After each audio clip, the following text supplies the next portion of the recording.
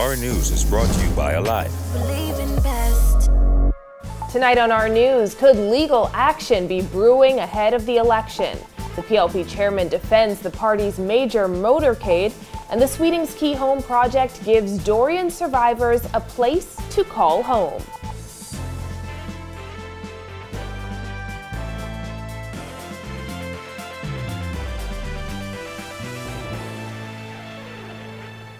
Welcome to Our News, and thanks for joining us. I'm Christina Dragovich. Topping news tonight, a lawyer representing PLP leader Philip Davis and PLP supporters has requested confirmation from Parliamentary Commissioner Lovato Duncanson that he will not prevent any registered voter from casting their ballot on the basis that they are in quarantine or are COVID positive. Attorney Damian Gomez QC warned that should the appeal to Duncanson fail, the next step could be court proceedings. Jared Higgs has the details. A letter from attorney Damian Gomez demands confirmation within 36 hours that quarantined and COVID-positive voters won't be prevented from voting. In a letter sent to Duncanson, Gomez said the letter is in anticipation of litigation and will be drawn to the court's attention. He says, "We're alarmed that you may be influenced by the outgoing administration to prevent Bahamian citizens who are duly registered in accordance with the Parliamentary Elections Act from casting their respective votes, notwithstanding that they are not suffering from any legal incapacity as defined by the Act." He added, "We further request that you indicate what steps have been taken to ensure that such persons who are quarantined or persons suffering from COVID-19 may cast their respective ballots in a facility that is safe to other members of the electorate. If no such steps have been taken, we request an explanation for such failure." The letter stems from comments made by Minister of National Security Marvin Dames last week. If someone has COVID and they're quarantined, they're quarantined for a reason. And, this is, you have people who are incarcerated on election day. You have people who are hospitalized on election day. You have people who are out of the country on the election day. And they may be registered voters, but they can't vote. Gomez's letter notes that the election was called during a surge in COVID-19 cases, adding that the PLP is hopeful that it wasn't called to prevent registered voters from voting. He adds that the Bahamas is a democratic country and that right to vote is at the heart and soul of the word democratic, as used in Article 1 of the Constitution. He says the letter is addressed to Duncanson since the law says that it is his duty to carry out the requirements of the law in holding free and fair elections. Describing democracy as a fragile flower, Gomez says the hope is that litigation can be avoided. However, he says if the appeal to Duncanson's, quote, sense of patriotism fails, they'll proceed immediately to court. Reporting for Our News, I am Jared Higgs. Well, Progressive Liberal Party Chairman Fred Mitchell is defending the PLP's weekend motorcade amid concerns from the Medical Association. Mitchell says the real issue is that a general election was called during the pandemic. Bethany McDermott reports. I'm not going to answer either of those issues because I don't wish to get into any contretemps with the Medical Association. They have to say what they have to say, and they have to make the comments they have to make. PLP Chairman Fred Mitchell responding to concerns raised by the Medical Association about political activities held over the weekend. On Saturday, the PLP and other political parties held motorcades that lasted hours. When you call a general election, people are in an excitable state. They want to participate in their democracy. And so as many rules as you wish to apply, it is difficult in these circumstances to do that. What we've seen so far, there's nothing abnormal or out of step with election season. Mitchell insisted the real problem is the irresponsible decision to call an election in the middle of the pandemic. Those who are concerned about that should also take note of the fact that this may not have been the appropriate time in the midst of a pandemic to actually engage in this. On Sunday, the Bahamas Medical Association expressed grave concern over large gatherings held by campaigning political parties. The association also pointed out that the country is experiencing rapid growth in COVID numbers and deaths. The Free National Movement held drive-in rallies on Andros and Grand Bahama. When contacted, F&M Chairman Carl Culmer declined an interview. Mitchell, who was also the PLP's candidate for Fox Hill, said the PLP stressed the importance of following COVID-19 protocols and vaccination to its supporters. We've observed all of the behaviors, and we have reinforced to all of our folk that all of the prophylactic measures have to be taken, which is the mask wearing in particular, the social distancing, and we are encouraging people to be vaccinated. We're deeply aware of the issues concerning the matter of the social participation of people in this election cycle. Deeply aware of it, and are doing everything to ensure that there's no spread of COVID which arises out of this. Reporting for Our News, I'm Berthany McDermott. Bahamas Christian Council President Bishop Delton Fernandez slamming political parties and their supporters for throwing health protocols out of the window. He's also expressing concern that quarantined voters will likely not be able to vote. Jasmine Brown reports. If we are having an election during a pandemic, those that are quarantined, there should have been some plan for them. Last week, Minister of National Security Marvin Dame strongly suggested that quarantined voters may not get a chance to vote. There's a way to do it. There's a way to accomplish it. But we just can't say that it cannot happen because it's incumbent upon the government to have a plan in place when you call an election. And if I'm negative and I'm quarantined, there ought to be a plan in place.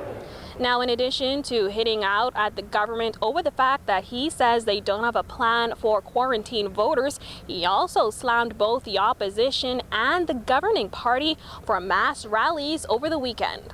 At some point, we've got to make it make sense. He says the Christian Council is also concerned about the level of campaigning in recent weeks. We are deeply disappointed that it's taken this turn, and we ought to be careful and still be mindful that we're in a pandemic. And the large numbers that are on trucks and vans are unacceptable.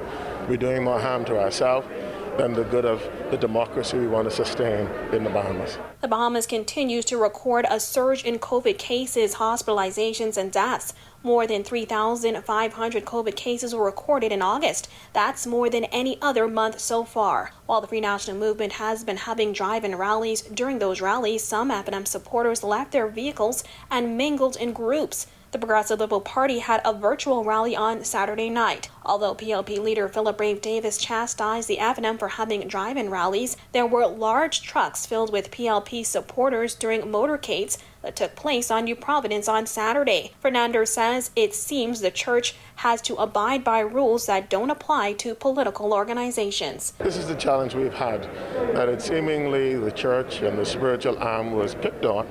That these protocols weren't going to work, but yet the same protocols can be used for them to do state funerals and the like. And then the challenging part is to throw them all out the window and have these mass gatherings when we are challenged to have 30 persons in a graveyard. Fernandez called on Bahamians to remain cautious, wear masks, and to get vaccinated. Reporting for Our News, I'm Jasmine Brown. The third wave of COVID-19 cases affecting several family islands. On Eleuthera, one physician says the island is at war against the virus. With more and more Bahamians dying or becoming severely ill, he warns the fight is far from over. Kyle Joaquin reports. According to one doctor, this third wave of COVID-19 cases is even harder on family islands like Eleuthera because when they have severely ill patients, sometimes they really don't want to send them to New Providence. However, they don't have a choice. The problem is there is almost nowhere for them to go. You send them to Nassau and there is very limited care that is available to them, either public or private. It's a problem being faced by many on the family islands. Critically ill patients needing care in hospital, but concerned about the already overcapacity Princess Margaret Hospital. Dr. Arlington Lightbourne of Bahamas Wellness on Eleuthera and Spanish World says he's more than concerned as the virus is doing a number on that island. We are definitely having people flown out probably too often, and they are some of them are not doing well. They're hospitalized, and some of them do die. The Ministry of Health confirmed 27 more COVID-related deaths in the country over the weekend, 14 of which occurred in the previous week alone. 277 cases were recorded between Thursday and Saturday, with 6 of them being on Eleuthera. We are at war. There's no doubt about it. But could Eleuthera's numbers be higher than reported? Dr. Lightbourne explains that when a lot of the people test positive using an antigen test, many opt not to get a PCR test. the gold standard used for the Ministry of Health's dashboard. What we're seeing on the ground is patients are testing positive for the antigen test. Now, how much of that is captured by the ministry, we don't know. To make matters worse, he says there are too many deciding to stay home and treat themselves using pain medication and come in too late when they've already developed COVID pneumonia. And now there's the campaigning. Ideally, yes, it's being done in cars, but people are not following those precautions. The concern now causing the company to offer free COVID consultation and slash their testing prices where they make basically no profit. Our antigen test was $35, is now $15. Our PCR test was $196 because that included getting it to Nassau. We've slashed that to $125. So essentially we've removed the margins and we've absorbed some of the costs to make this as affordable as possible for persons. For Our News, I'm Kyle Joaquin. Some thunderstorms rolled through New Providence today. Greg Thompson has the latest in the Weather Center. Thanks, Christina. Our first look at weather tonight is brought to you by Ports International, trusted medical supplies for a better quality of life. Humid conditions outside. We have a lot of thunderstorms and showers in the vicinity. Temperatures in the low to mid 80s. Partly cloudy to cloudy skies. Your winds are light and variable, and your feels-like temperature factoring in humidity still in the mid to upper 80s. Satellite view, lots of showers and thunderstorms. Unsettled weather across the islands. That's all courtesy of a moist and unstable air mass. We will continue to see some of those showers and thunderstorms throughout the night and into tomorrow. That's your first look at weather. Your extended forecast is still to come. Still to come on Our News, there's no place like home for 8 Sweetings Key residents and a meeting of the region's sharpest legal minds. Stay with us. Welcome to Our News and thanks for joining us. Topping news tonight. COVID-19 remains a serious threat. Coronavirus COVID-19 has disrupted our economy, tourism industry, educational system, and put our healthcare facilities and professionals on high alert. Are you prepared? Do you have all the facts? Stay tuned to this network for the very latest news and information on this global pandemic.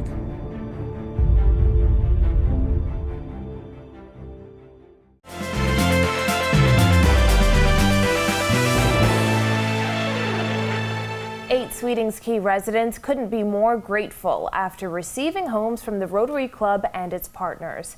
Many residents who survived Hurricane Dorian were living in tents before the charitable organization stepped in. Jillian Gray has that. 1, 2, 1. Cut.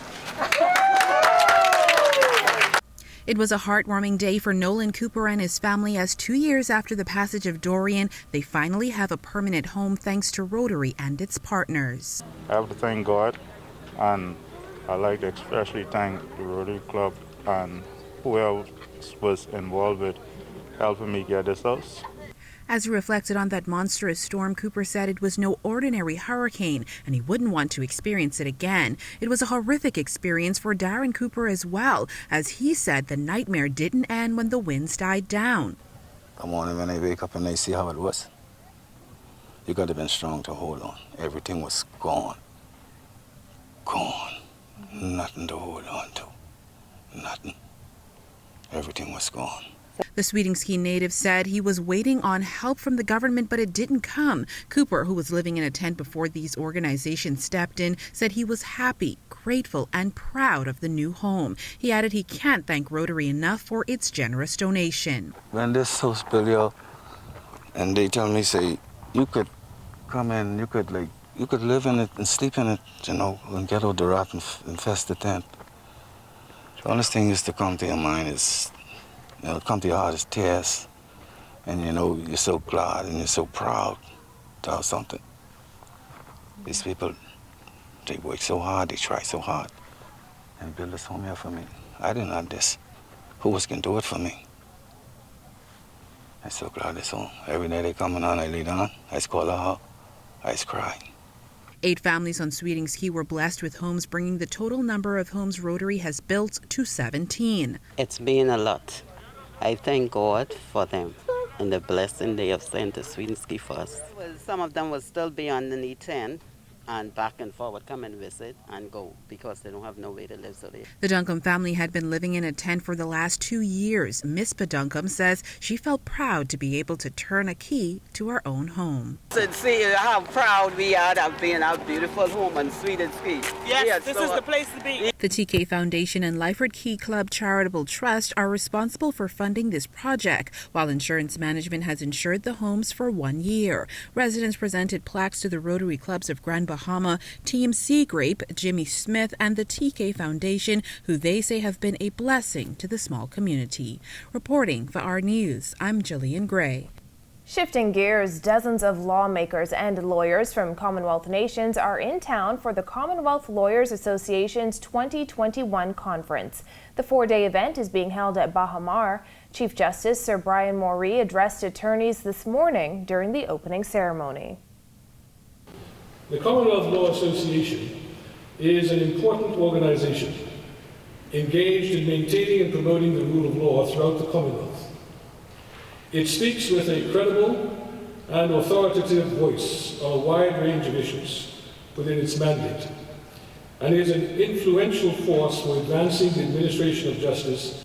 The CLA represents practitioners from the 54 Commonwealth countries. The conference has been held every 2 years since 1955 and focuses on highlighting best practices and discussing challenges and developments. There are many things that your conference will have to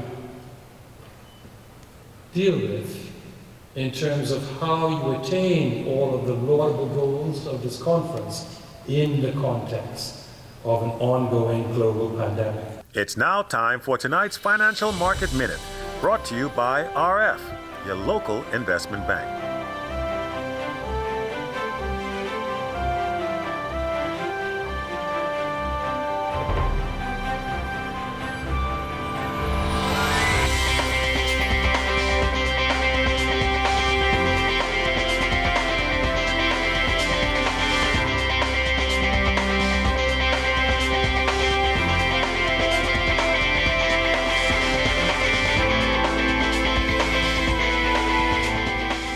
This has been your Financial Market Minute. To explore the best performing mutual funds in the Bahamas, visit our website at www.rfgroup.com. When our news returns, meet the husband and wife hoping to win seats in Parliament and the Big Three champion crowned. The details when our news returns. Welcome to our news and thanks for joining us. Topping news tonight. COVID-19 remains a serious threat. Coronavirus COVID-19 has disrupted our economy, tourism industry, educational system, and put our healthcare facilities and professionals on high alert. Are you prepared? Do you have all the facts? Stay tuned to this network for the very latest news and information on this global pandemic.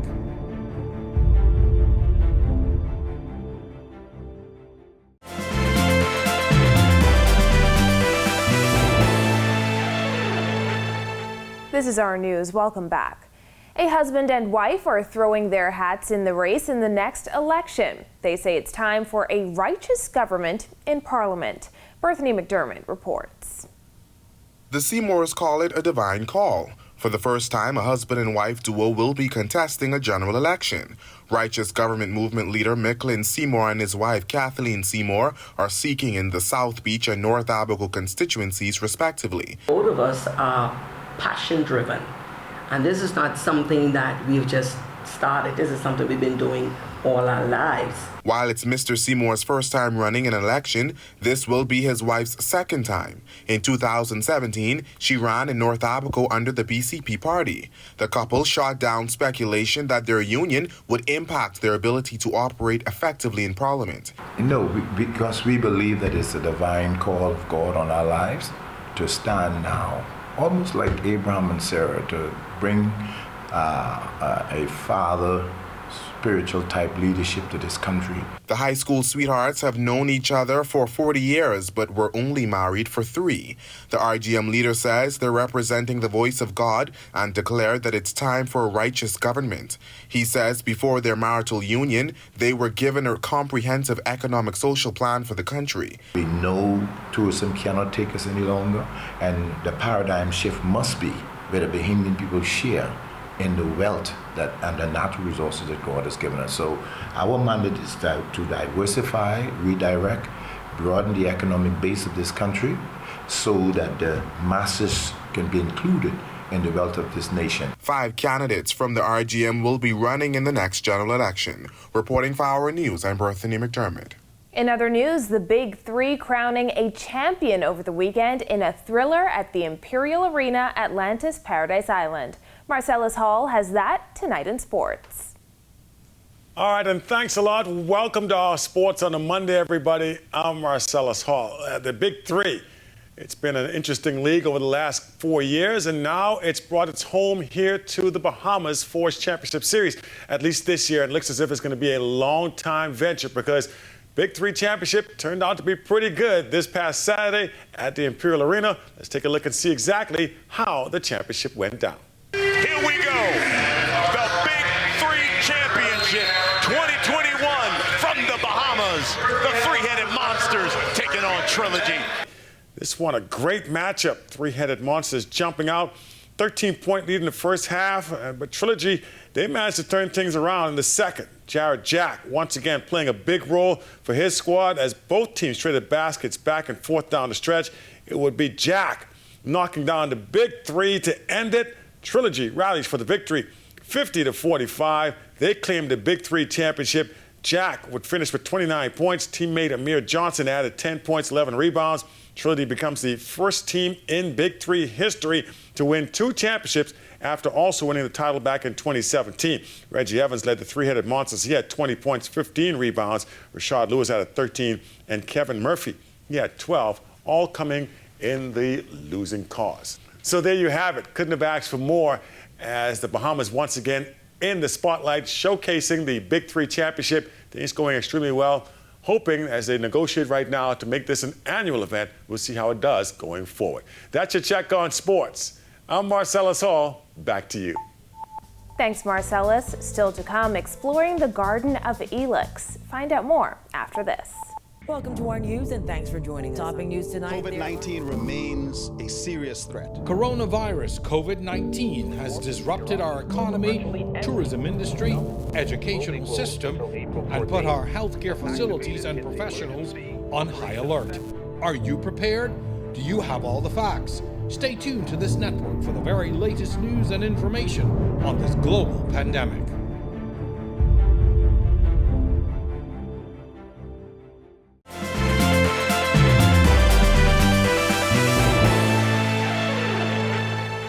Welcome back to our news. There may be a few showers ahead this week. Greg is back in the Weather Center. Thanks again, Christina. Welcome back, everybody, for your second look at weather. A moist and unstable weather mass across our area, generating some showers and thunderstorms.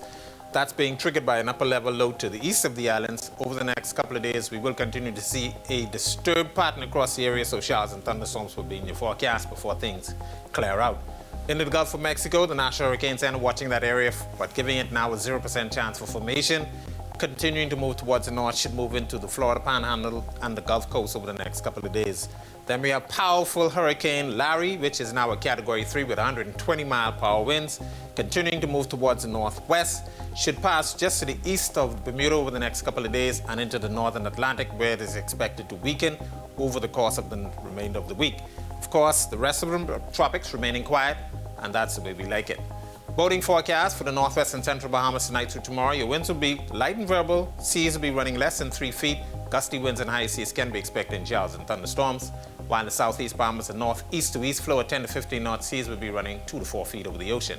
Here's a look now at your national forecast. A look now at your extended forecast through Saturday.